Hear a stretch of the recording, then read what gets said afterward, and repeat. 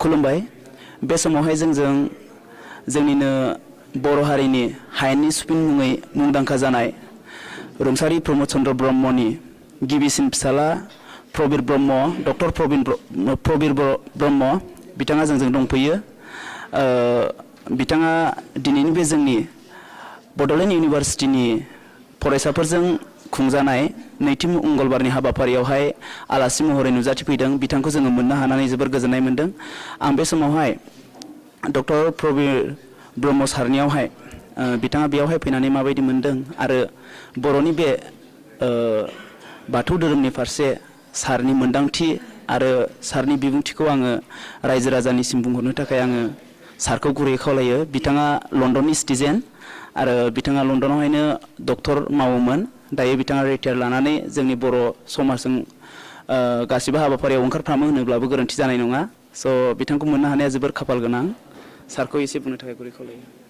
आं बर'खौथ' मोजाङै रोङा थेवबो आं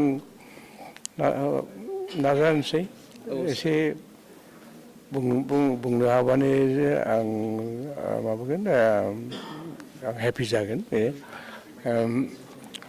ओजोंहाय फैनानै आं जेरै नुबाय जे जोंनि लाइमोन गथ'फोरखौ इउनिभार्सिटियाव फरायसाना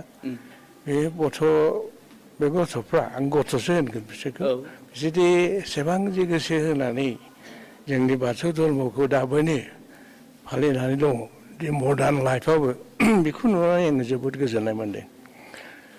आंथ' ओजोंहाय थानानै आंनि एम्पेरिकेल अबजारभेसनाव ओरै मिथिदोंमोन जे बाथौ धर्मआ लासैनो गोमोरलांसै।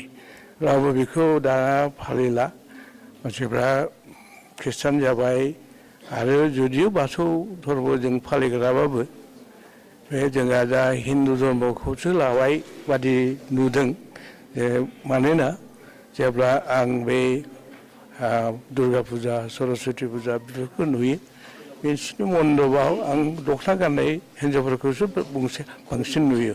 बेखायनो आंना एसे गिदोंमोन आरो बेनिफ्रायबो जाय नुबाय आं जोंनि धर्मआ जोंनि बेयो गोदोनि धर्म बेसे गोबाव जों मिथिया, खिन्थु जों बेखौल' मिथिगौ बाथौ धर्मखौल' मिथिगौ। बेखौ जों माबोरै प्रसार खालामनो हानो, बेखौ माबोरै सिबिबाय थानो हानो बेखौल' सानदोंमोन आं बेखौ दिनै ओजोंहाय फैनानै आं जोबोद गोजोनबाय। जोबोद साबायखर थाबाय सारनिसिम।